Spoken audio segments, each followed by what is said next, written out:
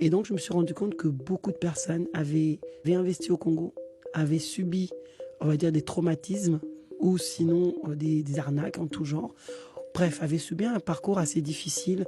Et donc, je disais, s'il y a une agence qui se crée pour sécuriser la diaspora, sécuriser les avoirs, regarder pour eux le terrain, leur offrir les terrains sécurisés, faire les documents administratifs à leur place, est-ce qu'ils seront prêts à investir dans leur pays? Directement. Les questions, la réponse était... Mais on entend que il faut passer par des chefs coutumiers, certains endroits des bourgmestres, provinces, enfin, on n'y comprend rien, on est perdu. Est-ce que aujourd'hui, par exemple, un jeune qui est de la diaspora et qui souhaite passer par aucun organisme et qui veut acheter un bien, quelles sont les étapes par lesquelles il doit passer? C'est quoi la procédure normale, j'ai envie de dire? Le chef coutumier, il faut savoir qu'au bout de 3 ans, les terres, parce que beaucoup croient qu'il y a l'escroquerie au Congo, etc., au cri au loup, au bout de 3 ans, un chef coutumier a vendu, peu importe d'ailleurs qui, au bout de 3 ans, vous ne valorisez pas vos terres. C'est-à-dire qu'il n'y a pas de marquage, il n'y a pas de mise en valeur, il n'y a rien.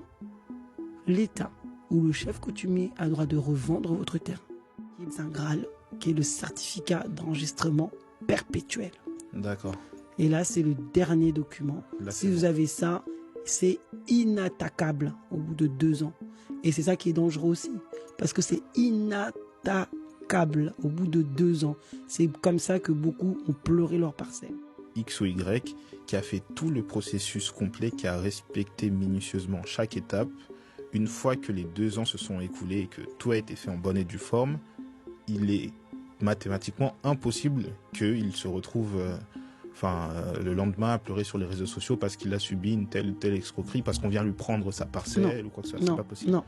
D'accord. Il y a beaucoup de choses, c'est vrai, qu'on peut attribuer dans les arnaques de tout genre, mais il y a beaucoup de choses aussi parce que c'est l'ignorance des procédures immobilières de tout ce qui est affaires foncières au Congo.